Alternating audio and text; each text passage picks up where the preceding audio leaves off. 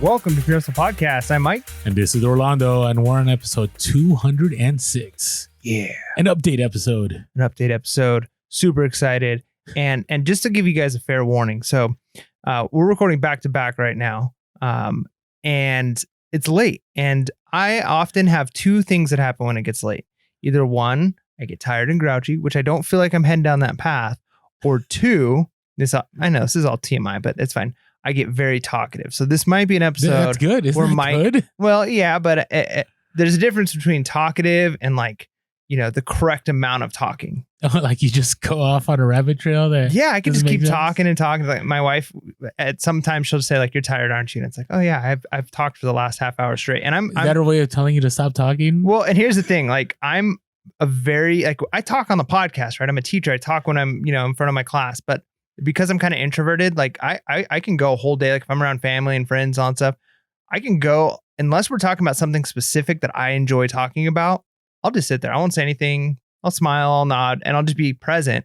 But when I'm really tired, I just talk. And so just wanted to give you guys that heads up as you're listening to episode 206, our great update episode, that it's late and who knows what'll happen. Great things happen sometimes. I think he already started talking too much. You know what? See, there we go. And I just took a caffeine pill because I got to stay up. Was that what that was? Yeah. I was wondering what Mike was doping himself up with before the podcast. So I thought you were going to pull like a Jesse from Saved by the Bell. Anyways, do you remember that episode? No. Oh yeah. We're a decade apart. So was he taking Adderall or something? Yeah. She's like, I'm a maniac. Hey, those of you that are kids from the 90s, you remember that episode. That's a classic one.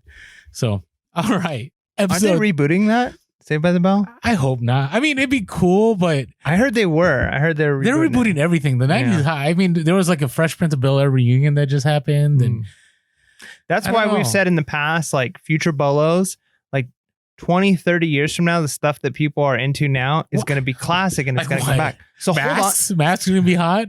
No, but I mean like the shows that are big right now and like the things that are really popular right now. The shows that aren't happening? Yeah. So hold on to the stuff now and just be a hoarder for the next 30 years. And then the stuff will be vintage and worth a bunch of money. It's true. It's true. I mean, we've talked about some items. Like we've talked about how Pogs, I never thought Pogs would have value. And then there's people who've been selling Pogs, right?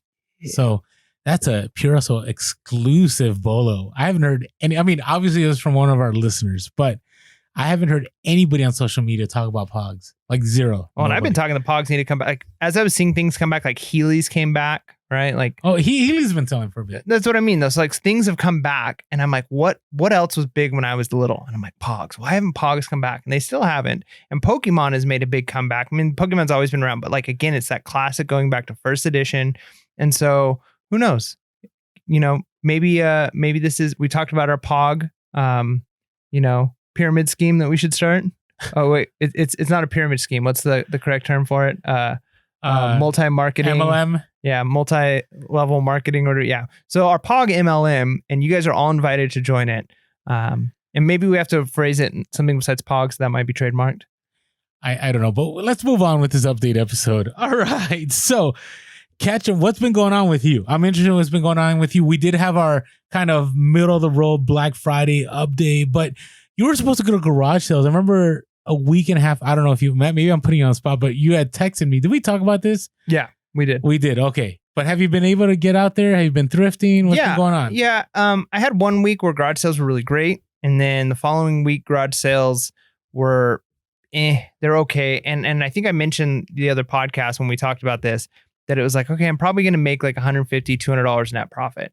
And for me, that's kind of where I want to be. That's not where I want to be, but that's kind of like my cutoff. I have kind of decided. You're okay with it. Yeah. If I can make $150 to $200 each weekend, right? And just kind of thinking on the Saturdays, because of course, occasionally I'm going to source throughout the week. But if that's like my sourcing net profit average is 150 to 200, then once a month, once every couple months, you get those crazy scores, right? Where it's like, I'm going to make $2,000 off of this find. And so if I can manage that, that's about where I want to be, right? And so that might give our listeners an idea, because Orlando's full-time reseller, I'm a part-time reseller. And so you might say, hey, how much do I need to make? And if it's $500, definitely doable on a couple of weekends. If it's where I'm at, where it's like, you know what, if I can make $800 every single month off of reselling, then that's like the bare minimum, right? And I've been consistently over the last year and a half doing above that, right? But then there's times where you kind of worry, okay, if I get into a famine state, because this is a feast or famine, sometimes it's like, man, we did $2,000 in sales this month. We only needed $600 to pay the bills, because my wife's staying home now. And this is all bonus. And so buy more inventory, put some into savings, all of those things, buy some other productive property, whether it's stocks and bonds and those types of things. Bitcoin. I don't have Bitcoin. Do you have Bitcoin? I have some Bitcoin. Oh, good for you. But to kind of have an idea. So same thing. Today I went to some thrift stores, and this is kind of, the update of how things went. I didn't go to garage sales because I pulled up my yard sale treasure map, and it was pretty obvious. It was a holiday weekend, and there just weren't many. Like there were a handful. It's interesting. The reason I asked that is because I felt like in the area where we live, I was seeing signs everywhere. Really? Now, maybe it's because I haven't done any garage sales that I was kind of like, overwhelmed. Like, oh, wow, what am I missing out? Right. So that's why I was interested in what for this saying. Weekend.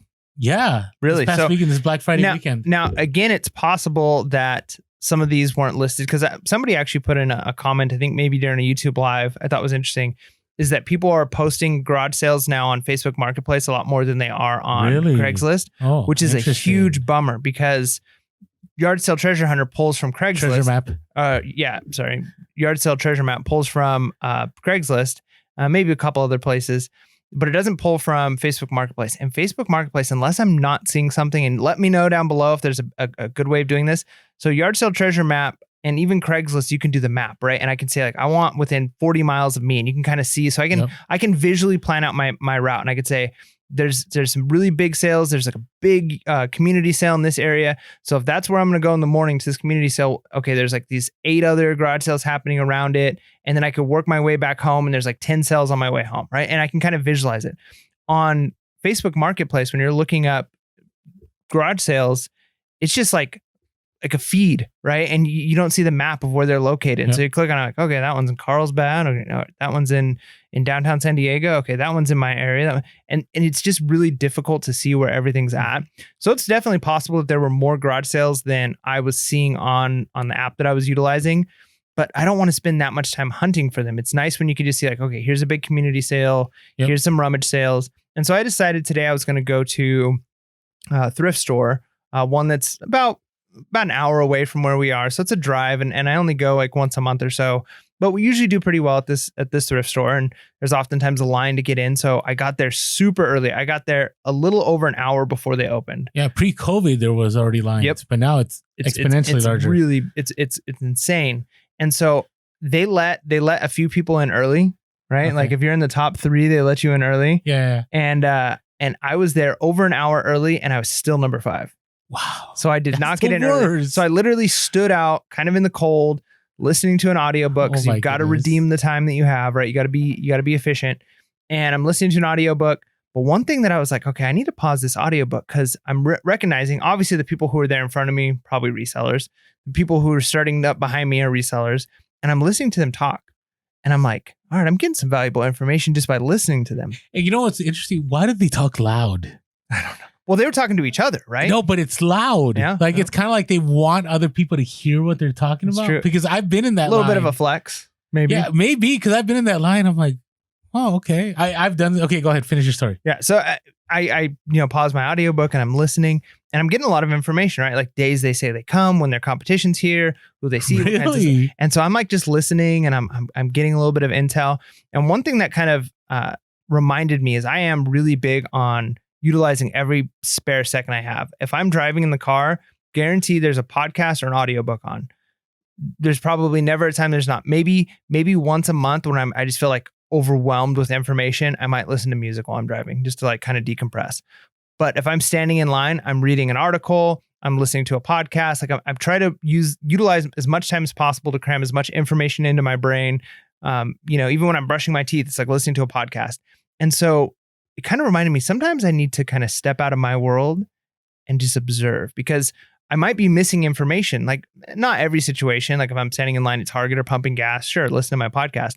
But if I'm an hour in line with other resellers, maybe I should keep my ears open. I think so. I've been in that line, and I've heard people talk about what they're looking for, what they sell, and it's been free intel. Yeah. And it's interesting because it's, socially distancing. They shouldn't be that loud. That's what I mean. They could be like 10 people in, and which means what, 60 feet, right? If they're socially distanced, Yep. and I can hear their full conversation. So yeah, that's interesting. I should have brought that up on the podcast, but I'm glad you brought it up because yeah, I agree with you. You know what's interesting? That correlates, I don't know, correlates or relates to, I don't even know why I said correlates, relates to what I was thinking about earlier today. That's why I don't get noise canceling headphones. Because I can't, when I'm sourcing, I can't handle not knowing what's going on around me, or I feel like my depth perception is limited.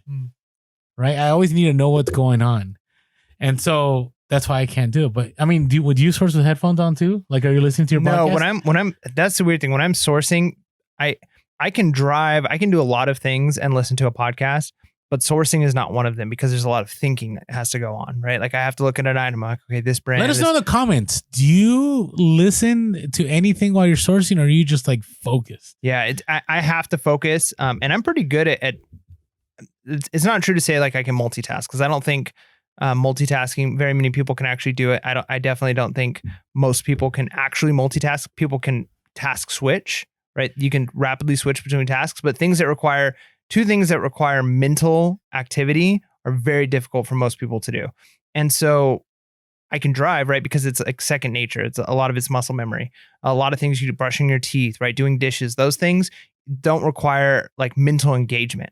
But when you're, for me, when I'm sourcing and I'm looking at an item, I'm deciding, is it worth the $5.99 for this? Okay, I could buy it. They sell for $30. Okay, what's shipping going to be? And so you're processing all that stuff, right? And so if I'm listening, and I've tried it, listening to an audiobook, then I realize like, wait, what are they talking about right now? And I have to rewind 30 seconds. And I'm doing that so often, I'm like, I just can't listen to anything. I need to focus because there's processing happening. You're running through, and it's amazing to think like when you pick up an item, how many decisions you're making, right? Is this item worth what they're selling it for? How much am I going to be able to sell for? How long is it going to be listed? How easy is it going to be to ship? How much space is it going to take up? Do I have too many of these types of, like, you're running through all of this information to make one purchase. That's only if you're at a thrift store. If you're at a garage sale, you're thinking about negotiations. So there's a lot of processing that happens when you're sourcing. And so, again, maybe that's a great idea. Let us know in the comments, what's your process? What are some of the questions you're thinking about? Does it take a lot of focus for you? Or certain items, it's easy, right? Like you pick up a pair of Doc Martens and you see they're $5. You don't have to think about that one probably, right? You just throw it in the cart. But a lot of times you are thinking. That's true. And I will say, part of, as you grow as a reseller, you get to the place where you don't even have to think anymore. Maybe that's sometimes why people have headphones or whatever, I find myself, and I'm not trying to flex or say anything, but I hardly use my cell phone anymore. But I still do, right? When it's something that looks expensive or something that you're like, I wonder what it's worth. But, the more, be encouraged. What I'm saying is be encouraged, because I know new resellers, I even myself hated the fact that I always had to have my phone out all the time, right? And you don't have your phone out as much as you used to anymore, right? No, not nearly as much. Right. And over time. So be aware that as your knowledge bank increases, the less you're going to be using it, the faster, the more efficient you'll be. All right. Well, what about you? I kind of feel better that I didn't miss out a lot. Yeah. I seriously, I saw at least 5 or 6 garage sale signs yesterday in the area that we live. So, all right. So things have been insane. I keep saying this. I feel really bad, those of you who have been following us on social, because I like dropping Instagram stories every day and I haven't been able to. Because Instagram stories do take some time. I like, adding, text on there so you can read stuff while you're listening. I mean, I like dropping a lot of value. At least I hope it's value. But it's been insanity. So the cargo van has definitely leveled up my game. I've mentioned this before, but I like tomorrow, we're recording this, on the weekend, but I'm going to be driving probably 4 hours away to a new location to try to load up the van again. And I would not have done that if I had my normal minivan that I usually rent. And with this cargo van, it's been incredible because I could be in a hotel room and I could, have 15 large boxes and they all fit in the cargo van and I can drop them off in the morning and go sourcing again. Now, I've had some interesting moments. A few of the interesting moments is, when I've been on the road, hotels are charging money for parking. Now, I know some do, but it's been obnoxious. I stayed at a certain hotel and, most hotels, if they're in the city, there isn't parking on the streets, right? So you'd figure that, they wouldn't, okay, never mind. They're going to exploit it. So they exploit it. So one night, I've been really low prices too. I've been paying about 100, 120 for 3, 4, 5-star hotel suites, like full on suites. So what's been nice with FBA is that I've been renting suites. So I have an entire living space to do all my shipping. And then I have my living space for me to relax that has no shipping stuff in there. It's actually better than living at home because at home I have stuff everywhere still. So you're just going to like go on the road full time? You know what? I have been, imagine if you didn't have a rent, if you didn't have to pay rent. This is what I, I will say that I was pondering this. Now I'm going to get super serious today. So somebody posted on Instagram today that they made $1 million on Amazon so far this year, right? And it's a chart thing. What does that mean? Does that mean they made 100,000? 10% net? Does that mean 50? What? But I was thinking about this because I'm not $1 million seller. I do okay, but I'm not $1 million seller. And then I was like thinking about like what's wrong with me? Like why can't I hit that $1 million? And then I started thinking about wait a second. I have kids. Right? I mean, if I didn't have kids, I probably would be doing this every single day.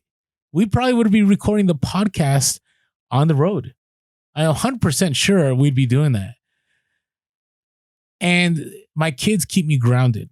So the reason I say is again, don't play this comparison game because you don't understand everything that's going on in other people's lives, and everybody's situation is different. Right. So the fact that I've been able to do these trips has been because I don't have my boys with me, 3 days out of the week. Right. They go with their mom. And so during those 3 days, I can hit things hard. I can go to hotels. I can travel.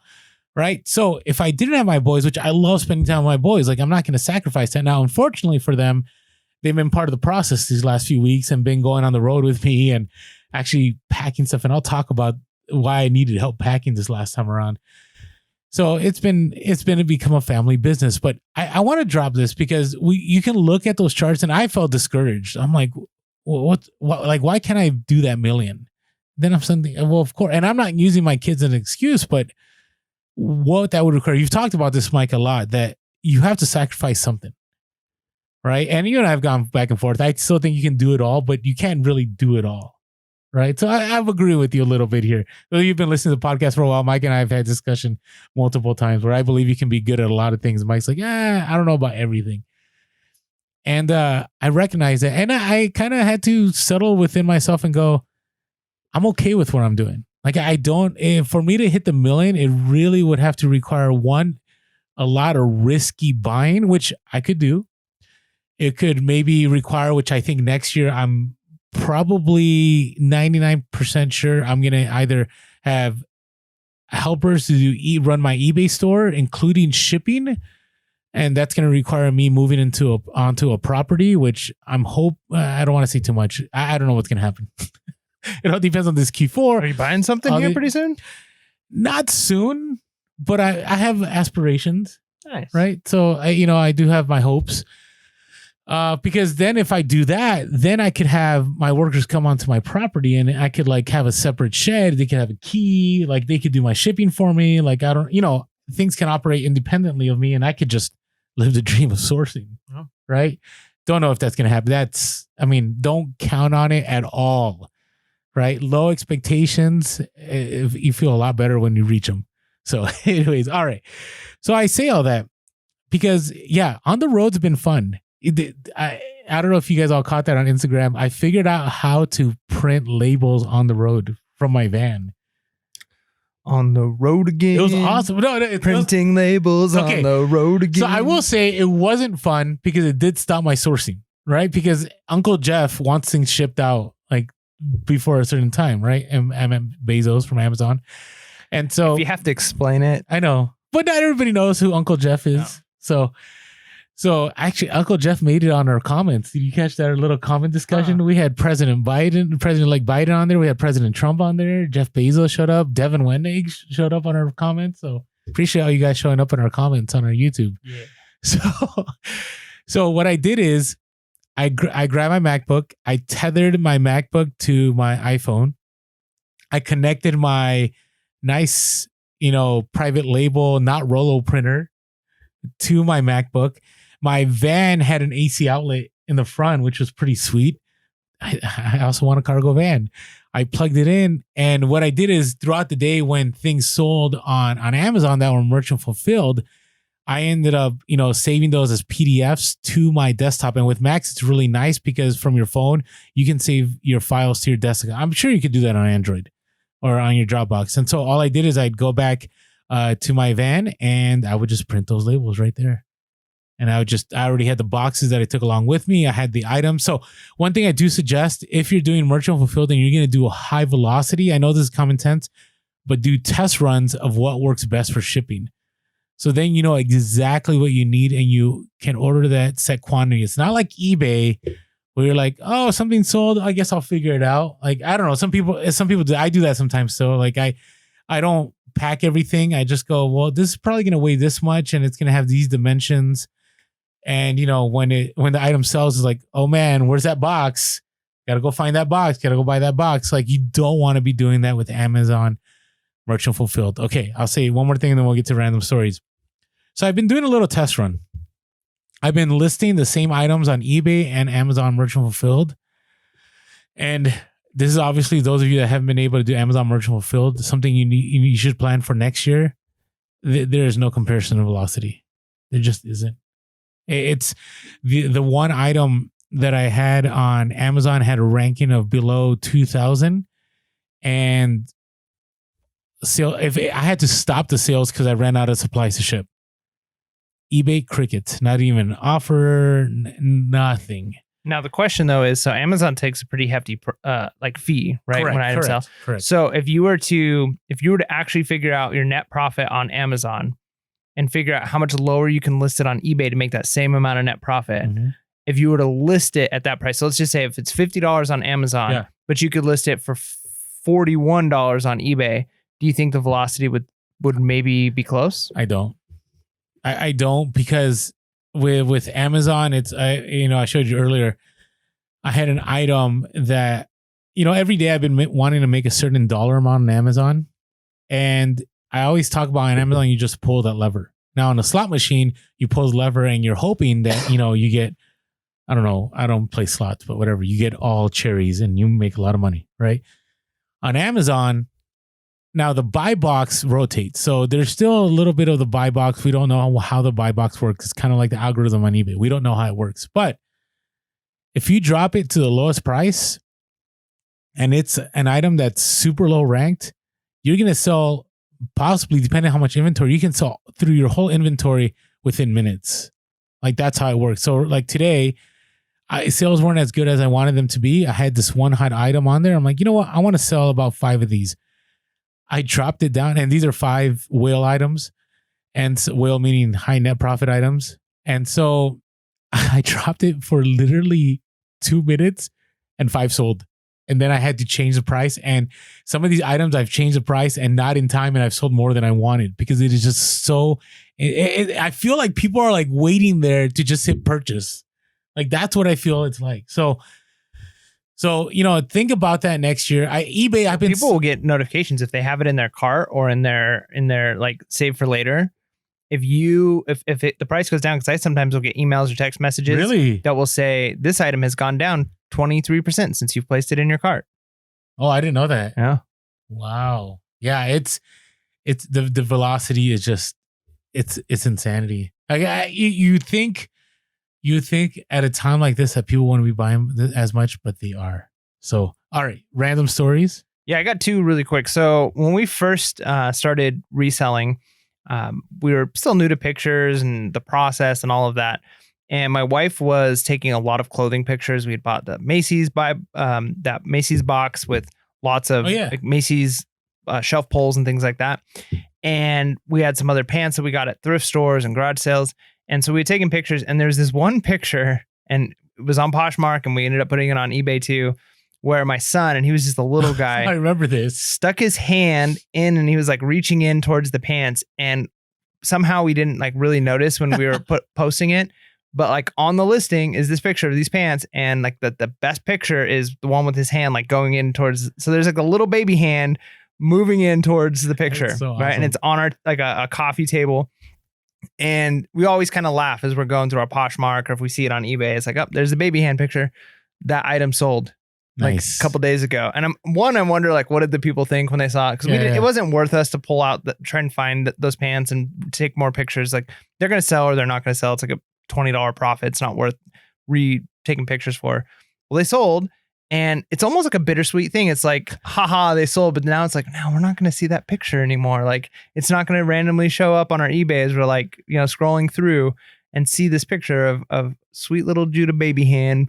We need to post it. We need to post that on Instagram. We should. Yeah, it's pretty funny. So that was pretty interesting. The other one, this one is probably the most bizarre eBay story I've ever had. I haven't even told you this yet. Okay. Mike and I haven't really even talked these last few weeks. It's been so insane. Busy. Mike's just angry at me. No, I'm joking. I'm joking. So I'm really big on like, let's just, if somebody asks too many questions on an item, just don't sell it to them. I'm like, okay, block them. It's not even worth it. My wife doesn't want to go to the hassle of blocking people. So she'll answer some questions, and a lot of times those people end up buying, and I know it's going to be a problem, right? I can just know this is going to be a problem. So we had a VCR sell, and the person had like 3 questions to ask. Like, please take a picture with it playing with the forward and reverse button pressed. And we're like, no, we don't have time for that. It's been tested. Like, forward and reverse work, right? And then he asked another question. Well, I'm in the San Diego area, right? So can you sell it to me for this price? And we ended up agreeing on a price. I'm not a fan of those comments. No. So, but anyways, we ended up agreeing on a price, and we sold him the item. And it was packed fantastically. I know it was packed fine. He gets it immediately after getting it. Check this. We got a message on eBay, and within minutes of getting the message on eBay, we had a phone call. What? They can't do that. Left a message. It's not okay. Hey, Heather, this is so-and-so. I bought the VCR from you. Just wanted to let you know that the front of it got busted in shipping, and now it's broken and the screen doesn't turn on, so I want a refund. How did he get the number? We have no clue. We were like, what did we ship it in? Was there possibly a number on something? How did he get the number on eBay? We have absolutely no clue how this guy got her phone number. We were like flabbergasted. So obviously we didn't respond. We don't want any communication outside of eBay. So we do the refund and deal with it through eBay. But it was just like, how have you ever had that a customer call you? I've had them email me off of eBay on a different email. So I think I am confused right now, because I know back in the day through PayPal, you can find somebody's number. Yeah, but it's managed payments. It's managed payments now. So unless there's a way through managed payments to find somebody's number, I am kind of shocked. No, like, I have absolutely no idea how this is even possible, because we were thinking like, okay, even if we shipped it through a personal box, right, that came to us, we cover all of the stickers. We either rip off or cover all the stickers. And even the stickers we have come to a PO box that we have. Correct. Yeah. That doesn't even have our phone number. Like, there's no way our phone number is connected to it. I have no idea how this guy could have possibly gotten my wife's phone number. And my phone number is the one on eBay. She might have her phone number. That's right. She might have her phone number connected to the managed payment, but my number is on eBay. It's the most like, at first I was like, well, maybe this is just like a fluke and this is some other person calling about a random VCR and it's not connected. But she showed me like a couple minutes before he messaged us on eBay before. So he didn't even actually like start the official refund process before he called us. But she's like, nope, because we also have a message from him saying he wants a refund. So let us know in the comments below. Have you ever had a customer randomly call you? It is the most bizarre thing. So we're waiting to see if we get negative feedback from this. And if we do, we're going to go ahead and call eBay. And I'm going to ask, like, how did he get our phone number? I'm shocked. I should play the phone call on air. I'll bring it. Let us know if you want to hear it. But it was, I guess I'd have to bleep out his name because I want to keep his information private, even though somehow somebody didn't care to keep our information private. Yeah, that's pretty wild. That is, and it's also, you got to wonder about the individual. Like, don't they understand boundaries? Yeah, like, and now I'm glad we have our return address is our PO box. It's not our physical address, because it's like, if this guy was able to hunt down her phone number, like, what is he gonna do? Like, if he knew where we that's lived, not cool at he's gonna all. come knocking on our door. I want my money back. Like, it was. You used to be able to do that back in the day with PayPal. I remember, but I don't, because right now I've been looking through stuff I bought on eBay and trying to see if I can find people's phone numbers. Like, I can't, and let alone that it was your wife's phone number. Now, I mean, they could have done a people search, like, no, like if they somehow figured out your last name, and then they did a people search, and then they paid the $29.99 to. Yeah, but even still, no, it's not. I don't know. It had to have been something on eBay side. Yeah, it was. Had to be. It's super bizarre. Let us know in the comments. I'm intrigued. Yeah, I'm intrigued. Okay, my story is not as crazy. Okay, so I'm going to share two stories. I think one story we're going to make it bleed into our reselling topics, because it's kind of what went down this last week and how I dealt with it.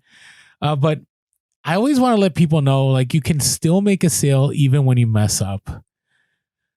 So I sold a Harley Davidson Maui shirt. And the worst part about it was, my Harley shirts, they're pretty easy to find, right? Because, I have them in certain totes, and on top of that, like, every shirt is distinct. It's not like I buy a multitude of the same kind of shirts. So what ended up happening is I couldn't find the shirt. I spent literally an hour and a half looking for the shirt. I'm like, where is this shirt? What is going on? So what I did is I found another Maui shirt, and I'm like, that's interesting. I wonder if this one's listed. I look, and sure enough, it's not listed. And so what ended up happening is I ended up selling the shirt that sold before, but under a different listing with different pictures. So the shirt that I had in my hand should have been the shirt that sold, but different pictures were on the listing. So you used the same pictures twice? Correct. Is that a better way of explaining it? That's what happened. Yeah. Right. Okay. So then I messaged the individual. I'm like, hey, I hate doing that. I'm so sorry. Just to let you know, the shirt I sold, and I uploaded the wrong pictures on accident, but I do have this other shirt available, and I'm willing to give you a $10 refund. Just let me know how you'd like to proceed, right? Because that way they can tell you, hey, I don't want it, just cancel my order, or maybe you could work it out. And the guy was like, that's fine, and he actually, I don't know if he even wanted the $10 refund, but I gave it to him. I still made profit. I mean, the shirt still, it sold for $23, but I still made like $8-9 profit net. No, probably more, like 12, because I only paid $2 for it. But here's the deal. Like, if you have the ability to have a similar item, right? May not be the exact same shirt, but this Harley, right? This was a Harley Maui shirt. I had 2 in stock. They were both different. And he actually messaged me back and said, hey, by the way, yeah, sure, send a shirt, because here's a bolo maybe. Maui Harley Davidson has closed. Which is kind of sad. I'm sure COVID has something to do with it. Maybe. But, maybe people are going to be looking for those shirts because you no longer can go to the retail store and buy that shirt there, right? If you're traveling. Because a lot of people like to travel wherever they go and they pick up a Harley shirt. Now, they can't do it. But if they've gone to Hawaii and maybe they had, I don't know, they did something with Harleys and they want a Maui shirt to remember that, they're going to have to go to eBay and find it. So, but it was nice. I mean, the guy messaged me back. I refunded him. I sent the same shirt. Now you got to make sure you keep everything in messages, because if he files an item that is described, it's all in your messages. Like, I sent him the whole listing. I said, this is what the item is, da-da-da. And both shirts were large. They both had the same measurements, and it ended up working out. So I was happy with that. Yeah. So it was still a win. So don't give up. And just so you guys know, I give Orlando a hard time all the time for not being able to find his stuff, shipping the wrong things to people, and using the wrong pictures on items. But to be fair, his store is like multiple times larger than my store. And so I don't have as many errors like that, because I don't have as many items going out. But if you look at it statistically, if my store was as big as his, those things happen. And the thing is, Orlando's real on the podcast. So he sells hundreds and hundreds of items, and every once in a while something goes wrong, and every time something goes wrong, he shares it on the podcast because it's an interesting it's story. the rarity. It's the rarity. So don't, just because I give him a hard time for it doesn't mean that all of his sales are like this. This is a very few of them. I would quit reselling if this was my life every day, like looking for stuff. It'd be over. You all know how miserable it is when you can't find something. So as you guys mock him, just do it in fun. right? How about you just don't? How about you just don't? All right. It is time for our next segment. But before we do that, we got some clean domes. And we got to thank our sponsors. Yeah, let me actually showcase mine. Take my hat off. Oh, that is pretty. That's clean. Ooh. All right, this isn't a Baldest Beautiful show, but hey, you know what we should actually be playing when we talk about Skull Shaver, which is by far the best experience of shaving my head I've ever experienced. Is we should play that song from Moana. I'm shiny. No, I know. right? Like that's what we should play. Will we get copyright though? Ding. Yeah, on YouTube? probably, but Okay. that's okay because Skull Shaver is worth a copyright claim because it is a fantastic product. Okay. It really is. And so, hey, if you want this fantastic product for yourself or for a loved one, or just to randomly say, hey, I appreciate you. It's probably best if you shaved your head. Go to skullshaver.com and you can use our promo code PURE to get a special discount to be able to buy that special someone a top of the line Skull Shaver or medium line or wherever. They're all good. And their products, like I've been using their shaving cream and I've been using the balm, the aftershave balm. Oh, You're big on that stuff. It smells so good and it feels great. Again, if you want to look good and smell good, their products are great. They've got a huge line of stuff. They even have like regular trimmers. So if you're not like, hey, I don't need to like shave my whole head, they've got trimmers that you could use for your face. They've got ones you could use for giving regular haircuts. I cut my son's hair the other day because we had family pictures coming up, and I with used the Skull Shaver. they sent us there's another one that they call it. It's called the Baby Beast, right? It was fantastic. I was able to cut the sides of his hair really nice and short. So they've got lots of products that you can pick up. So go to skullshaver.com, use promo code PURE. You'll get a discount and it lets them know that we sent you, which helps us out. So again, we appreciate all the ways that you support us. And if you have not been following us on social media, we are Pure Hustle Podcast on Instagram, TikTok, and Facebook. We are also Pure Hustle Cast on Twitter. You can always leave us a call or a voicemail at 619-738-1170. That's 619-738-1170. Or shoot us an email at purehustlepodcast@gmail.com. That's purehustlepodcast@gmail.com. And if you want to check out the domes that we've been talking about and you're just listening to the podcast, check us out on YouTube. Hit that subscribe and that notification. We are at 4,200 subscribers. So we're growing at, to have a decent amount of subscribers on a podcast is a big deal. Yeah.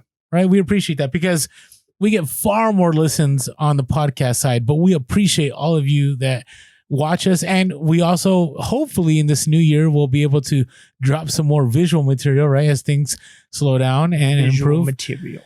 And some of the tied into that is sponsorships and people helping us through signing up for a membership on buymeacoffee.com/pure hustle. That's buymeacoffee.com/pure hustle for less than a cost of a frappuccino at Starbucks.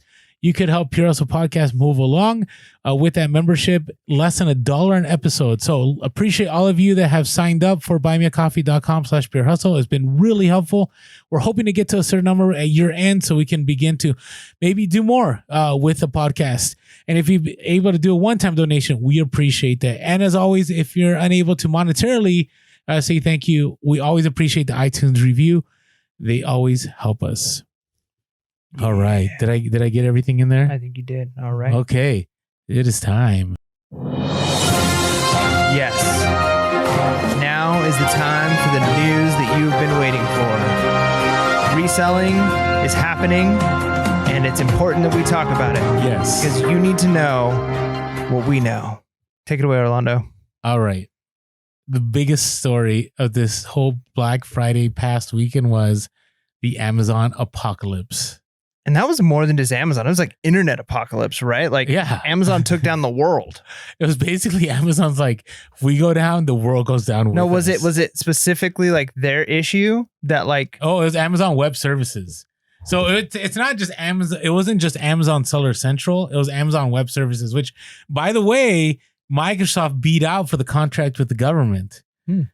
Right? So imagine if Amazon wasn't, I don't know what it would have entailed, but even our anchor didn't even update our podcast, because they use Amazon Web Services, right? There's all these businesses, and then on Amazon, dead. And it was the Wednesday before Black Friday. It all started kind of quietly. Like in the morning, I'm like, okay, I got a little bit of sales. This is kind of weird. And what happened is sales started coming in, but it wouldn't update my totals for the day, which has happened before. It's been an Amazon glitch. But then what happened is like nothing was happening. Like it was just dead. And then I'm going to change inventory levels. Nothing. I'm going to change price. Nothing. Just dead. The Wednesday before Black Friday. Like of all the times for it to happen. I mean, I guess the nice thing is everybody's on equal footing, right? Like everybody's busy. It's not just like, hey, Orlando, we regret to inform you that the portion of the server that you were on went down. Everybody else was able to make sales. People bought stuff, but you weren't able to. But it's like this affected everybody equally. So anybody who was going to buy who couldn't buy, then just waited a little longer. But here's what's the crazy thing is sales still were going through. So I don't know how it works. I mean, maybe Amazon, like they're like, no matter what, we will keep selling. Like no matter what goes down, their backup servers kicked on. Their backup servers just kept. But let's take it to personal. Okay, let's take it at the what is it? What do you call that? Bird's view level. What is it? Bird's eye view. Bird's eye view. Okay, let's go with bird's eye view. I did take a GRE test, by the way, with my vocabulary. just letting everybody know. So on that level, super frustrating, right, for everybody, right? And this is another reason I 100% always say you need to be on social media, because I had people DMing me going, "Hey, Orlando, are you experiencing anything with Amazon?" Blah blah, and they were DMing me probably at 4 or 5 in the afternoon when there's all kinds of resellers already at like 8 or 9 in the morning posting on stories like that. People within the warehouse were getting messages that all the servers were down and things weren't working right. So everybody was already in the know, right? So I always say this: just have the account. Even if you don't want to look at what people are selling or, get any good tips, or if you don't want any of that, just if there's ever a situation where things aren't working right, social media is a pretty good place. Twitter is a pretty good place to get information. Yeah, but didn't even Instagram was down for a while. I don't know if it was the same time, but like a week ago, like Instagram was down for an hour or something. Yeah, that was different. Yeah, that was weird. That was just weird. But as long as Instagram and Twitter aren't censoring things, you're still able to get information. And so I felt bad because I was thinking to myself, like before Pierce podcast, I wasn't on social media, so I would have been flipping out, like not knowing what's going on. And so it was a reminder to me to always sell on different platforms, right? Luckily, I had eBay, and if anything went down, I can sell stuff on eBay, right? But here's where, on the personal level, things got really bad for me. So I don't know what happened, but there's a certain item I was selling. And sometimes, if you can't scan an item, if you input with keywords on Amazon, an item pulls up. But you got to be careful because sometimes it's not the same item. So I don't know what happened here, but I thought it was the same item. I thought the pictures were the same. I believe that during the glitch, the picture changed or something. But what I found out real quick while I was sourcing was that the item that I already had 7 sales on wasn't the same item in the picture. Yikes. Okay, it gets worse. So I couldn't adjust inventory levels on Amazon. So it said I had like 20 of these items. I kept getting ding, ding. It's a different sound. It's like the ching sound throughout the day. I'm like, no, you're not supposed to be selling. No, like I don't have these. There's nothing I can do about it. The sales went through. So what do I do? So my first idea was to message all the people I already sent this out to earlier in the week and go, hey, I'm not sure what happened. I sent you the wrong item. I'm just going to refund it. Enjoy. But then I'm like, well, maybe I'm thinking worst case scenario, right? Because the item it was like a completely different item. It was just a little different, right? It wasn't that much of a difference. If it was somebody that was looking for a collector item, then it would have been a big deal. But if it's just somebody that was just trying to buy let's say a toy or maybe a stocking stuffer, it wasn't that big of a deal, right? So as of now, I only got one message from somebody and said, hey, I'm not, there was a mix up, blah, blah. Can you just refund me the difference and I can just buy the one I was looking for? No problem. So I've been fine. But here's the thing. I'm responsible for the ones I sent, but I don't feel I'm responsible for the ones that sold during the glitch mania. I don't know. If you think I'm wrong, let me know, Mike. But I tried to fix it. I tried. I went on Amazon Seller Central 20 to 30 times, and it kept saying this change will reflect in 15 minutes. It never did. Things kept selling. They kept selling. And so I messaged Amazon. Here's the thing with Amazon. The algorithm works even through glitches. So I knew that was going to happen. Here's the thing. Amazon is the hardest place. It's not like eBay. Could you adjust your prices or you couldn't adjust anything? Nothing. You could do nothing. So sales are still coming through. But you can't do anything. Right? And so, I feel really bad for the people that, let's say the repricers were crazy at work and they couldn't tell what's going on and they couldn't fix a repricer and they end up selling stuff at bottom prices. Who knows? So I messaged Amazon and I said, hey, by the way, I have a lot of sales that I'm not going to fulfill because that's not the item I have. I tried to adjust in inventory levels all day. And, they always send you the customary template, boilerplate message oh, we're working on issues. Thanks. Okay. So then I sent a follow-up message. I'm like, hey, by the way, I'm worried about my metrics because if I can't, here's the thing. You think canceling on eBay is bad? Canceling on Amazon could mean death. Maybe not literal death. Maybe. I mean, Uncle Jeff might be maybe coming to your door. So I messaged them. Luckily, by midday, you were able to adjust inventory levels. So it was only a few items. But here's the thing. I didn't start doing merchant fulfilled. I only did my merchant fulfilled to meet the quota. I've been doing all FBA. Merchant fulfilled isn't starting for me probably for another week. At least that's how I do things.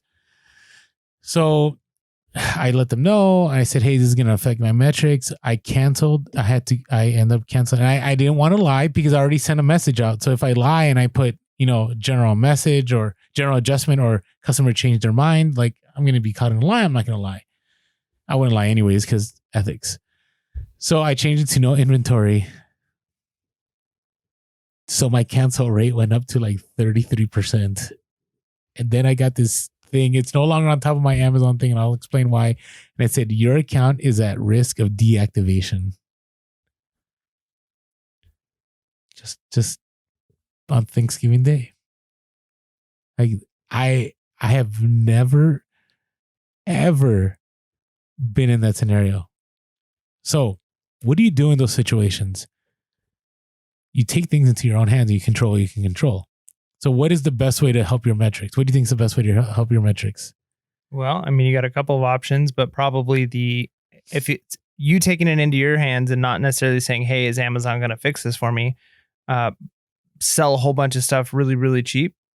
Yep. And get that. Because if it's a percentage, right? If you went to 33%, then you want to sell hundreds of items, even if you're breaking even or losing a little bit, right? Like we've talked before, we've used Uno cards as examples of Uno game, right?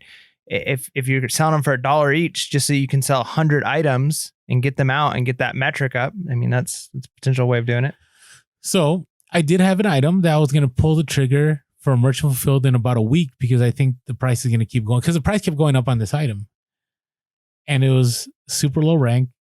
And I wanted to wait until I'm not doing as much FBA because doing merchant fulfilled on Amazon is not like eBay. It's not like eBay, hey, I got 10 sales. I'm going to go pack them. It's ching, ching, ching, ching, ching, ching, ching, ching. And you could have 100 sales within 30 minutes.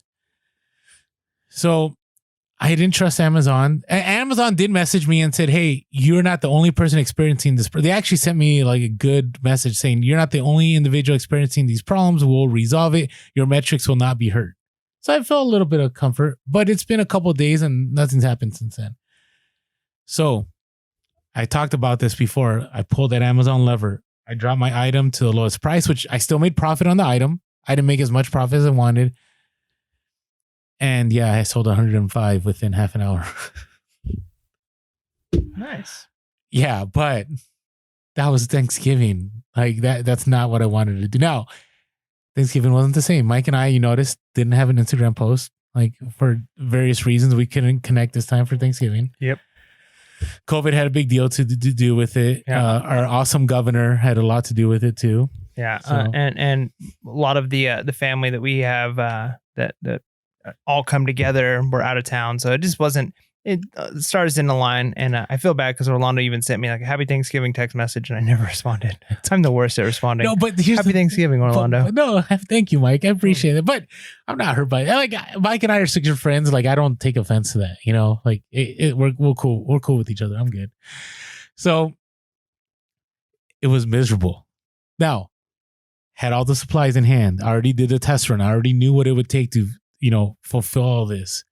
But I wasn't mentally prepared. Like I was mentally prepared to do this a week from now because I've done it before. But having to pack 105 items along with FBA shipments that I had to do was not fun. Now, I did all 105 items. I was up until 2 a.m, Thanksgiving night. Got them all done. Next day, those of you that follow us on Instagram, you saw my post. That's the 105 items that were on there along with my FBA shipments. And actually my son had to help because there was so much, he and here's the other thing. I didn't take the stickers off the items. So I had that was the most time consuming thing. I mean, we watched Last of the Mohicans that night. So it took all of Last of the Mohicans for me to remove all the tags off all the items before I could even ship. So, I mean, I got to watch a good movie, great movie, by the way, and remove tags. And then I had to ship. So it got my percentage down. Now my percentage is down to about it's at a healthy level. So I'm okay. The little sticker came off and no longer tells me I'm about to be deactivated. So what's the lesson in all this? One is be really careful about the pictures. If you scan it and it doesn't come up and you have to put keywords in, you better be 100% sure it's the same item. I still believe it was the same item and that some seller went on there and switched the pictures out. I really do. Yeah, I mean, you see all the time. And sometimes it's private label stuff or it could be merchant fulfilled and people are doing something similar to what happened with you. But a lot of times when you read through comments on an item that's sold on Amazon, I see things all the time when I'm looking at buying something and it's like item was not what was pictured that was sent, or this is a different version. It's not the same as the pictures. Pictures were misleading. And so this is a somewhat common thing, especially because the way Amazon works, this isn't your own listing with your own pictures and your own, like it's a common listing with common pictures and common description. And so, yeah, all it takes is whoever created that, maybe somebody else scanned, realized it wasn't there. So they made their own listing. And yeah, you can run into some issues for sure. Yeah, because when I went back to that listing, then it said there's variations of it. So things changed. So just be 100% careful. And understand with Amazon, you need to take things into your own hands. Like it's not like eBay where you can call and I know we have concierge, but even days I didn't have concierge, I still could get a good rep on the phone. I'm not saying that the reps that aren't concierge aren't good reps, but you run the gambit of reps, but you still felt comfortable because you knew that eBay rep was going to fix your problem. With Amazon, it's the rarity. I mean, they even tell you like, here, leave us your phone number if there's ever a critical situation with your store and we'll give you a call. Now, it was critical to me. Like deactivating my Amazon account, I've mentioned before, I might quit reselling. Yeah, but you also got to imagine what Amazon was experiencing with so many of their sellers. Yeah, I'm a small time seller. I'm nobody. Everyone's probably running around like they're putting out fires. And here's Orlando saying, I have a problem that needs to be fixed. They're like, yeah, you and everybody else. It's not that big of a deal, But yeah, for you, when it's your situation, it's the end of the world, right? Like it's the biggest situation for you. And of course, it's all perspective. And so for Amazon, it's not that big of a deal. But yeah, you got to think about that in your own situations. Is just because something is super important to you doesn't mean it's going to be important to the people who you need to help you, right? Which might be eBay or Amazon. So yeah, being able to take things in your own hands when you can is definitely preferable to just hoping for the best. Yeah. And it's the same thing with eBay. If your metrics are bad, the best way to fix it is more sales. Yep. Right. And so luckily I was able to make that happen, and I'll be good. I'm not worried about it, but man, those few moments when you just seeing it, even though knowing that you're going to be okay, that it says your account is at risk of deactivation. Whew, that was scary. Okay. So hopefully everyone else made it okay with the Amazon apocalypse. Now we're going to talk about Amazon one more time, but let's talk about eBay real quick. So, eBay now, you can buy liquidation through eBay. Really? So you can see this. There's this thing called eBay Bulk. So Bulk is one of those companies that you can buy. BULQ. BULQ. By the way, if you're looking for somebody to sponsor, we're here. So Bulk has. What's really nice about it is that it's like you're going to eBay, but you're buying the liquidation pallet or whatever the way it comes in from eBay. So right now I'm pulling it up, and the easiest way to get access to this information, you just go to the eBay seller community, go to announcements, go to the news, and it's there. But it's really easy, and this is why it's really easy. And I don't know what the merchandise is. I actually looked through some of it. I mean, there are manifests, so the manifests are really nice. The items aren't as profitable, I say, as if you were to go to a thrift store or garage, because a garage sale, because you are picking what you want, right? You're being really picky. This is you're basically getting what they give you, right? So, there's some that's uninspected returns. There's some that are items. So I'm just gonna pull up one that's an uninspected return. Let's pull up this one this one looks interesting, right? I'm pulling up one. It's $87, and it's $30 shipping. So in this lot that I'm looking at, it has. It gives you how many they have. It tells you what the retail is, and it tells you what the item is. So this one has like a Coleman quick pump, whatever it's for, $13.19. I don't know what you'd get for it. They have an Airwick scented pure ocean breeze air freshener refill. It has all this kind of random stuff. Now there's also clothing. You could do clothes. You could actually choose what category you want. So there's different categories. So you can choose between. Let me see if I can do this. Yeah, you can choose between clothing, shoes, and accessories, home and garden, consumer electronics, toys and hobbies. And it's like you're going on eBay and you're just buying it. Now, here's a nice thing about it. So you receive your order, it comes right to you, right? You don't have to have a warehouse or anything like that. But it generates pre-filled draft listings. Ooh, right? I think that's nice. Now, again, this is just what I'm seeing, right? I don't know if you get into the details. We should try one. Yeah, you could try it. You don't want to try it? Maybe. I don't know. I'm just really busy. Do it for the gram, man. Do a cheap one. Do one that's like $100 for a box, and okay, just see how it goes. All right. Well, we'll talk about it off air. Yeah, maybe we do a competition. We set a limit and see who can make the most profit off their box. All right.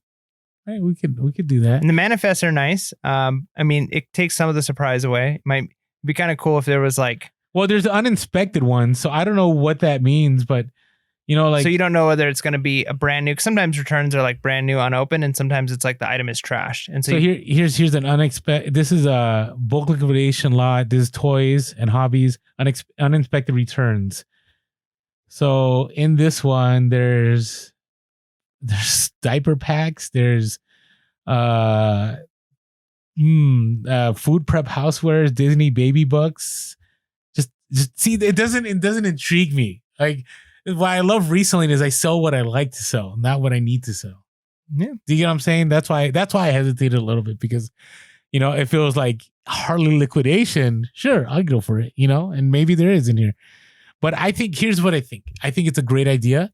I think it's really nice, especially in this time of COVID, right? This is probably why they partnered, right? If you're having trouble finding inventory, here's something, right? Even if, you're just trying to do a side hustle, even if you're listening to our podcast and you're lurking, like you're not a reseller, you're wondering, hey, how do I make that extra cash? Here's one way to do it, right? And it takes a lot of the lifting away, right? The item's already there. You don't have to source. The listing's already pre-done, right? There's a manifest. So, the risk isn't as great as if you order from a liquidation pallet, right? So, and you can actually get really specific. So we're going to go one more. Let's go. I click on sporting goods, and, let me click on a cheaper one. Let's go on an $80 one of sporting goods. Okay. So these go from $80. There's some that are like $900. And in this one, sporting goods, there is a Tervis Stranger Things portable drinkware set. let's see the most expensive item on here. Most expensive is a Calphalon Select 6-quart space-saving hard anonite, whatever, I forgot how you say that. Non-stick pot with lid. So, yeah. See, that's why I was kind of hesitant because I don't know if I want to put in the work to do this. Yeah, because you'd have to kind of look up, you got to look at the manifest, see the items that are the most profitable, then go on to eBay, research them, see what they're selling for. Is it profitable for you? Do the math to figure out, okay, what's the break-even point? How many of these items am I going to have to sell at what price? So it may or may not be good for you. But again, if you're just trying to get items, I mean, even that Macy's box that we bought, we paid $500 for it. And I think at this point we've finally broken even, or maybe getting close to breaking even, but we still have a lot of items left. And the nice thing is it's kind of almost fodder items. It got our store numbers up, which I think was helpful. On Poshmark, we were able to use those as bundle items. We kind of bundle them with other items so that we can make better deals.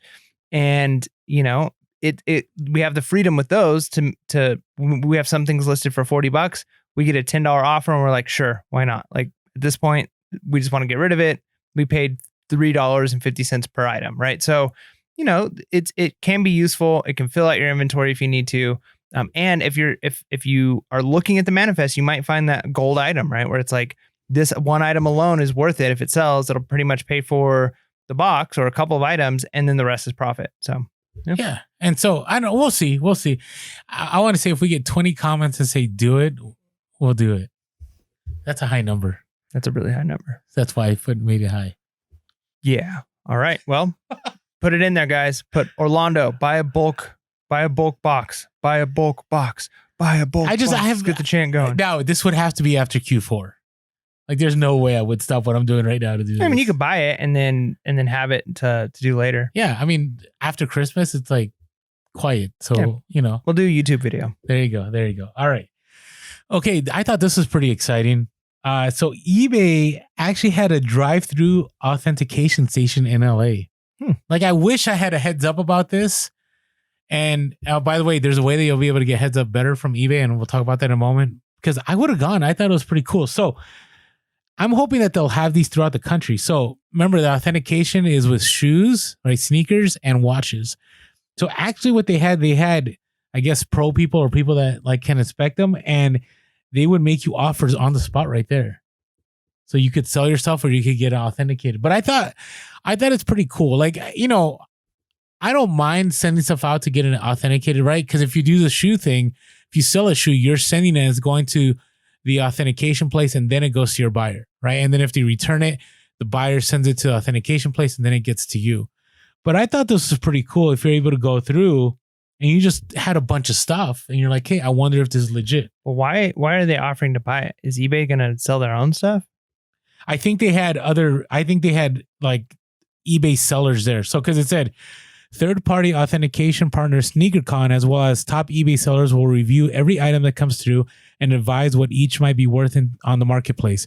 From the casual enthusiast to the avid collector, eBay's authentication station and its new authenticity guarantee offering lets buyers and sellers shop and sell with total confidence.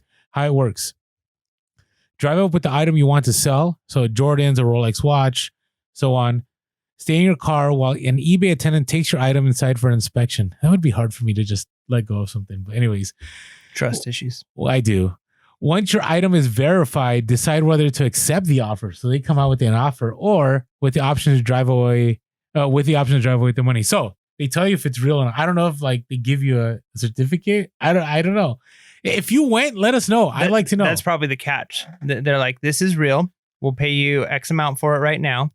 No, I'll just take the authenticity. Sorry, like if you sell this, it's real, but we can't give you. But if you wanted to sell it to us, but it's really hard. I mean, if it's a good offer, yeah, I doubt they're giving you a great offer. About like it's gonna be like a pawn shop. You know what I mean? Where it's like, I can sell this for $400.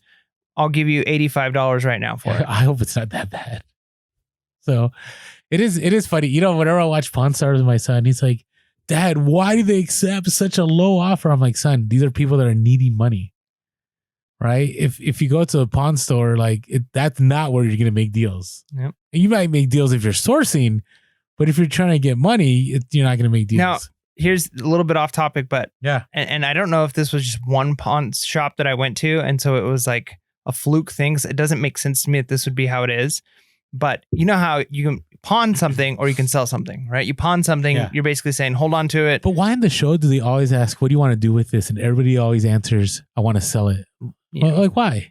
Anyways, just thought I'd throw it out there. So when you pawn something, you're basically giving it to them, and then you're going to pay them back for it, right? They give you a loan, right? It's just collateral for a loan, or you could sell it to them. Now, one pawn shop I went to when I was like just out of high school and I was pawning something, I wanted to sell it because I wanted the money. I didn't need it anymore, and they gave me two prices. They're like, you can pawn it for $65, or you can sell it to us right now. We'll give you $65 if you pawn it, and you have to pay it back with interest or whatever it was, or we will give you $50 for it cash right now. And I'm like, wait a minute. Yeah, I'll pawn it. And I just never paid them because I made more money than selling it. And I think that it's supposed to be that you make more money selling it than pawning it. Right? Because otherwise everybody would just say, I'm going to pawn it. Yeah. Because they make more money from pawning it from you. Right. Because you might not pay back and they keep the item or whatever. Right. Yeah. It was like a bizarre thing. That is weird. So I was able to make more by pawning with no strange. intention of picking my item back up. So I don't know if that was a fluke thing that one time happened, or maybe I'm not understanding how pawn shops work. Remember we talked about opening up one? Yeah, man. I think that's a great. And again, it's like anything. Like people can look at pawn shops and say like, oh, I know they have a reputation for being kind of scummy, like that they would do that. That's done. I don't think it's like that. I think some people think that, but I think some people think that about resellers too, right? And it's like, well, scalpers. People can. There's going to be bad people in every industry, but I think there's some awesome ability to pawn, right? Because you're helping people out in time of need, and when somebody pawns something, you're saying, hey, like I'll give you this loan, and if you've got the collateral, so if they don't pay you back, you're selling it on eBay, right? So what stuff is work. I think resellers would make the best pawn shop workers or owners because they understand how hard is it going to be to sell this item? How quickly can I sell it on eBay, right? Because a lot of times that's all they're doing is they're looking up items on eBay and saying, what could I sell it for? So if you're already a reseller, yeah, pawn shop seems to be a good option. So let us know in the comments, should Mike and I open a pawn shop? Pure Hustle Pawn. There we go. Trademarked right now. Done. Okay. All right. Hey, also, along with eBay, so eBay is actually stepping up with the alerts, which I think is great. Now, I know a lot of people aren't fans of getting text to your phones, right? I don't think you're a fan of getting text to your phones. That's just my impression. I mean, I communicate through text, but I don't drop what I'm doing for text. Yeah. So, but yeah, the alerts, I mean, they could be helpful, right? Like if it's, hey, your doctor's appointment is next week.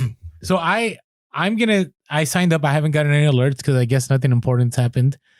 But you can actually sign up with eBay if you text join, JOIN, to 20633. That's 20633. You can get alerts from eBay.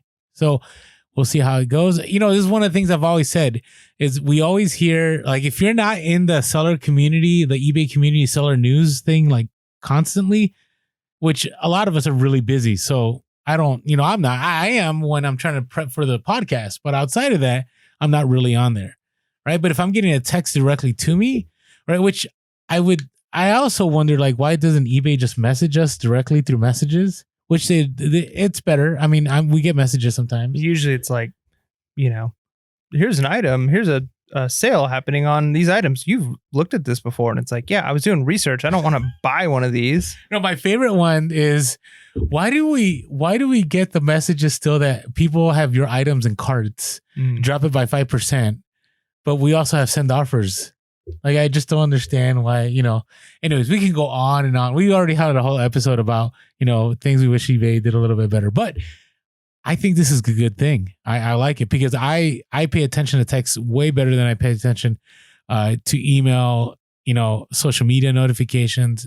And because texts are usually, the people that text me are people that I really want to make sure I get back to. You know what I'm saying? So, all right. And that's the first cough we've had on this podcast in like years. Probably since the beginning. All right. So this next thing is Amazon related. And I think this is a very good thing. So I'm going to pull up this news story real quick. So Amazon is pushing holiday shoppers to pick up packages at stores amidst or due to the potential delivery crunch. Which, have you ever seen those Amazon lockers? Have you seen those? Right? It's kind of interesting. Ross has Amazon Hub. Right? You walk into a Ross and you can like pick up your Amazon. So it's kind of interesting if you're sourcing for Amazon and you're getting stuff. Anyways, just kind of the irony in it. But let me read the headline. So this is from CNBC. They said Amazon is pushing holiday shoppers to get their orders delivered to some of its brick and mortar retail locations. The company said it will help shoppers keep their holiday season spoiler free, but it's likely to help Amazon save crucial last mile delivery capacity as it stares down a potential logistics crunch fueled by record online shopping this year. Now, the other thing is I've been buying stuff on Amazon and I've noticed like I can choose the Prime, or it'll say, hey, you can choose it to get it a day later, and it means less boxes and you know, you get everything at one time. Right? So it seems that they're trying to consolidate everything. I see it as a very positive sign because we all know what happened during the pandemic. Like things just fell apart with shipping, right? And a lot of people went to eBay, and I think Amazon is trying to make sure that they are the king of Q4. And, you know, they have Walmart that's competing with them. They have Target. They have all these businesses. But the real question is how effective is this going to be? Because they're kind of sending two messages here. Like it is good for them, right? It is beneficial if they can load up an Amazon truck and just make one delivery to Ross or one delivery to whatever. Even the 7-Elevens have them. Right. So if they can just, you know, what are the places that take Kohl's, right? Kohl's takes Amazon returns. So if they just can like drop stuff off and let the employees there handle it. And it's good. Obviously the stores want this because they want foot traffic in their store. But if you're buying something on Amazon, again, you mentioned that you can get these items on Monday and the other items on Thursday, or you can get everything sent to you on Thursday. I feel like a lot of people aren't doing that because if they want items, some people will. Sometimes I didn't. I just said I want it on Monday. Yeah, I want it when I want it. And if they said, hey, or you could go pick up all of these items at Kohl's, or you could pick up all these items at Ross, you have that as an option. And usually if they give you like some incentive, it's like, and you'll get a 99-cent credit on a digital item, right? But you can't stack them. So it's like, you can't like just build up a whole bunch of credit and get free stuff. So I think a lot of people aren't going to do that. And the other thing is, if you're trying to say, hey, we want to limit people from going inside of stores because of COVID, but yet you're promoting people to go inside of stores. And now it makes sense for Amazon. It's a win for Amazon, but they'd have to give me a good incentive. Like if I'm buying stuff on Amazon, instead of saying, hey, we're going to bring this straight to your door and drop it off at your door in 2 days. Or you can drive to a store that you weren't going to go to and you can pick it up there. Right? Like, why would I choose that unless they're saying, and you'll get 15% off your order, right? So unless they're doing like giving it an incentive, I'm not going to want to drive somewhere to pick stuff up because even if it means you'll get it, like it's guaranteed you'll get it sooner. Well, that's the thing is, that's the hard part is, again, like if everybody did that, then yeah, you could say, because then towards the end, we'll be able to make sure things get to you sooner. But if I'm buying my stuff now and I'm not going to be buying stuff right before Christmas, I don't care if those people who are buying stuff late get their stuff on time. I just remember one time I needed labels when I was on the road for FBA, and they said we can get it to your hotel and it would be on a Wednesday. And this was Monday. Or we can send it to this hub at the 7-Eleven and we'll get it to you by Tuesday. So I was willing to drive out because of the expediency. Like I needed that item. Right. So as we get closer to Christmas, some people might say, you know what? I'm actually willing to drive out if it's guaranteed I'm going to have that item. Right. I don't know. I see what you're saying. Right. The beauty of Amazon is getting stuff to your doorstep. Right. You don't even have to worry about it. In some cities, it's same day. Right. And so I don't know. What I liked about hearing this is that I think Amazon figured a lot of stuff out during COVID. I mean, we're still in COVID, but you know what I mean? Is this pre-COVID? What do you call that era? Like the dark times of COVID? I don't know what you call it, but you know, that March, April, May, where like everything just fell apart. I think Amazon figured stuff out a lot. And so this is encouraging to me because I've been saying, hey, be ready to do merchant fulfilled, be ready to do merchant fulfilled. A lot of people on Instagram are saying that, and it's still being pushed. I'm finding with my FBA stuff that it's checking in pretty quick and it's selling pretty quick. And so I'm going to keep sending FBA up. I've mentioned this before on the previous podcast, probably until the 10th of December, because I do believe that I don't think we're going to have this Shipageddon is what they're calling it. I think things are going to go smooth. But that's just me. I could be wrong in 2 weeks and say, I'm sorry, everyone. I was 100% wrong about this. So, but you know what I like? I like the Amazon things outside the box. Right. And right now they do have competition with Walmart. And we'll talk about that Walmart competition. So I've considered to do fulfillment with Walmart, but there's a couple of things that's making me not do it. And I'll talk about that in a future podcast. So, all right. Are we ready? Yeah. It is time. Bolo. What's your bolo? Way off. I almost had it. Yeah. If almost was like way off. So if you're listening to the podcast, almost only counts in hand grenades and horseshoes, man. Come on. So if you're listening to the podcast, hey, on YouTube, you'll see it. I try to lip sync my part and I failed completely. I thought I had it timed. Okay. Yeah, and lip syncing is not one of Orlando's skills. No. At the school we both worked at, there was a big lip sync event every year, and the faculty and staff would do one, and it's pretty fun to watch Orlando's lip syncing. I mean, he's into it, man. He's like one of the most active, but lip syncing is not like. But that's okay. It's not a skill of mine either. I mean, there are some people who like that's a talent. They could put that on a resume, like lip syncing. Well, but, even the ones where I wrote like raps. Mm-hmm. I couldn't lip sync my own raps. I still couldn't do it. And even our own video. When we recorded our video, yeah, we obviously recorded ourselves singing it. Our Q4 rap, you haven't checked it out. It's on YouTube. Yeah, Q4 rap. We should. I'll link it at the end of this episode. So lip sync. But I love that you try it. Like you're not giving up. You're like I'm not good at this, but I'm going to keep doing it because grit. That's right. All right. Okay. What's your bolo?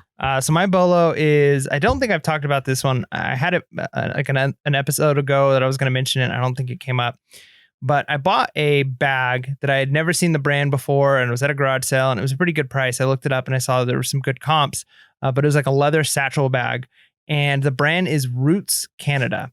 And if you look up Roots Canada, they have it's like a clothing brand. They've got shirts, they've got hats. And the comps on those are just not great. But what I've noticed is the Roots Canada leather stuff has really good comps. So they have some leather wallets, they've got purses, they've got bags, backpacks, satchels, those types of things. Yeah. And what's a cost for those? Are you just saying like at the thrift or garage sales? Yeah. So if you're at a garage sale, thrift store, and you see Roots Canada, and it's, a decent leather bag, because sometimes you see like briefcase type leather bags and stuff, and they're just not worth it. But if you see the Roots Canada ones, they have pretty decent comps. So they sell usually between like $40 to $80, which isn't like an insane price, but it's one of those things where now this is a brand that I'm going to be looking for, right? So that's why it's a bolo. Is a lot of times garage sales, thrift stores, I kind of pass by bags, like certain bags I'll look at, but others I'm like, I just don't know. A lot of times it's hard to tell the brand, but the nice thing about the Roots Canada ones is that the stamp is usually right in the middle, right on the front.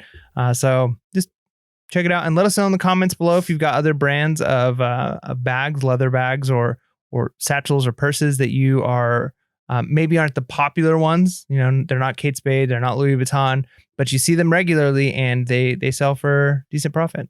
And by the way, your chest set bolo is it's getting even better. Like some chest sets are selling for more money now. So anyways, keep a look on chest sets. All right. So my bolo is super generic, but I'm trying to help you in Q4. This is super generic. It is super generic, but here's the thing. He's basically going to say good stuff. But if you can't do merchant fulfilled on Amazon, you can still sell a lot of good stuff on eBay. The best way to do this is you go to the Amazon seller app. And when you go to your Amazon seller app, you go to, the add a product tab or the add a product, button or whatever you want to call it. And then you go to your top sellers. And then when you go to your top sellers, you go to toys and games. And then you look at what stuff is ranked. And as you go through these, right, you just go spend, maybe 10 minutes, maybe 15 minutes going through numbers 1 through, 300 or 400. I mean, it depends. Or if you don't go to the top sellers on the app, you can also go to the movers and shakers. And you go to movers and shakers for the toys and games, and it'll tell you stuff that is climbing in ranks and we should look out for. You end up using that data, you keep that mental note in your mind, and then you end up going to your retail store, right? Whether it's Target, whether it's Walmart. So, I'm looking at an item right now. It's ranked 34. I saw this item all last week. I remember it's selling for about $12.99. Right. And so right now, if I were to sell it, there isn't that much profit, right? Because it's selling for about $24.15. If I ended up doing it merchant fulfilled, or let's say you did it on eBay, right? If you did it merchant fulfilled on Amazon, you would end up $20 profit. You take your shipping out, probably $4 or $5. You're only making, $3-4 on that. But here's the thing.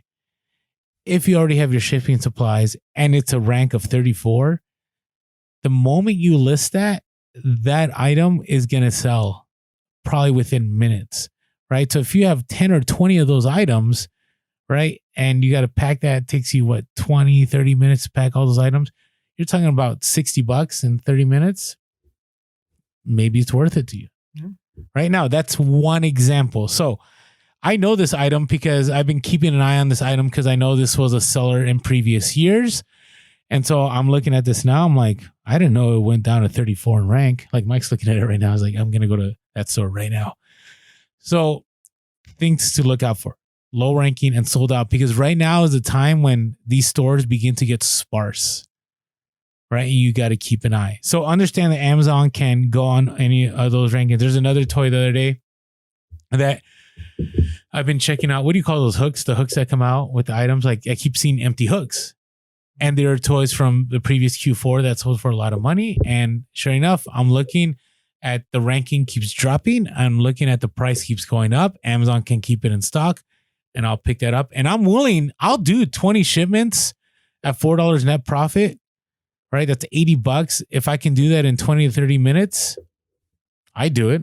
I mean, that's not bad, right? I mean, you could find other more profitable items, but if the velocity is there and you want to make that quick buck, that's what some Amazon sellers do. This is why sometimes I always warn people, when you see a bunch of Amazon packages on Instagram, they could be making $2 to $3 net on each item, but they're okay doing that because if they're packing, I don't want to do this, but they say they're doing 500 at $3 a pop.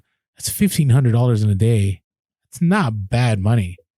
That's not bad money at all. I'm not looking forward to that, but yes, that is one way to do it. So keep an eye, look for those gaps, look for low ranking, and see if they're sold out. And I know it's a generic one, but hey, if they're selling it that fast on Amazon, they're going to be selling pretty quick on eBay too. Because if people aren't able to get on Amazon, they're going to go to eBay. And there's some people that don't like Amazon, and they're just going to buy on eBay anyway. So that is my BOLO. Yeah. All right. What are you looking forward to here? Well, I'm not looking forward to having to go back to my campus for work. And it looks like it's just weird. Yeah. So, I mean, I want to be back full time with the kids and have normal. Yeah. It looks like probably starting this week, as this is airing, I'm probably already there, not with students, but just for other reasons. I need to be able to have access to the campus for technology reasons and things like that. So I'm going to be driving a lot more, which I'm not looking forward to. But because I've been located in, the little rural area that we are in San Diego with only one thrift store that's not good at all. I haven't been doing a lot of thrift store shopping throughout the week. It's only been like the weekends that I'm going out and hitting up thrift stores. But now I think what I'm going to do is every day on my way home, stop at one thrift store, right? And I'll just do a different thrift store every day. Maybe if it's a place where there's like a couple really close, but that way I'm kind of spreading out. Because if you're going to the same thrift store every day, you can end up wasting your time. Not always. Sometimes it's like the hot item drops, Yeah. But just being able to maybe increase my sourcing ability without adding extra to my day, right? Because I'm already on the way home. If it's 5 minutes out of the way, 5 minutes in the store, just a quick look around, maybe 10 minutes to the store, I'm looking at 5 to 10 minutes, 15 minutes extra to my day. And I'm potentially going to be able to source quite a bit more than I'm sourcing right now. And because I'm listing a lot more than I have in the past, I'm running low on items to list. And so sourcing needs to increase. So I'm looking forward to hopefully seeing thrift stores having more items in stock. Nice. I think they will. I think there's a lot of resellers like me that aren't going to thrift stores. So there may be more inventory. Who knows? And right now, because of COVID, like I drive by the one that's near our place and I'm always seeing people out there waiting to get inside. So, I don't want to deal with that. So, Now, if I notice lines after I get off work, which I'm hoping is not a hot time to go to these stores, I'm not going to be stopping. I'm not going to stand in line and waste time, which I might be leaving money on the table. But again, time is money. Time is important. Agreed. All right. So I'm doing more traveling. I'm looking for the whales. I didn't even talk about this, but so I'm looking at my Amazon numbers.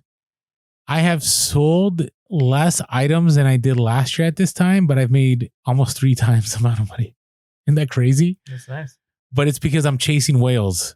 Like I'm Captain Ahab and I'm just out there. And so I'm going to be driving about 4 hours away before my first stop.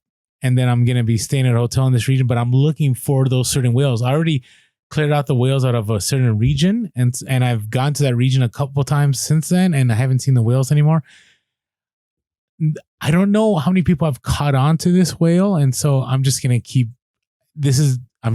going for these whales. That's right. So one thing I was going to say is you should probably buy your cargo van instead of renting, because the mileage you're racking up would all be right off if you owned it. I know. That is true. Because I'm thinking like, man, how much gas? I already had to get an oil change on this van. I had to call the rental company. I'm like, hey, by the way, it's telling me I need an oil change. What do I do? Because I've never had that happen before. And so they sent me a voucher and I just went to an oil change place and they changed the oil and rotated the tires. But yeah, that's how real it's been. Isn't that crazy? It's crazy. I've only had it for a week and a half.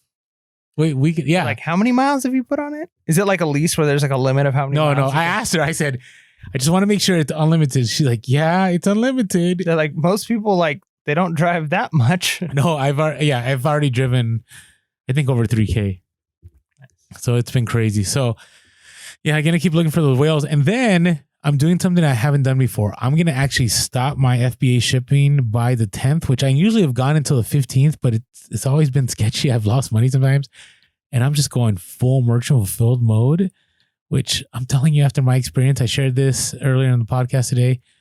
I don't know if I want to do it, but you know what? I got to try it one time. And if it ends up being super profitable, because I do like the idea of not having to ship out FBA boxes, but I also don't like the idea of having to ship out hundreds of items a day. Like, that does not sound fun at all.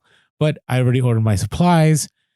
I got my processes in place, and we'll see how it goes.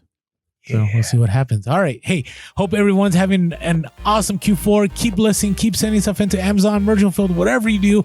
Plenty of money to be made. And with that being said, make sure to be real, be relevant, and be reselling late. Peace.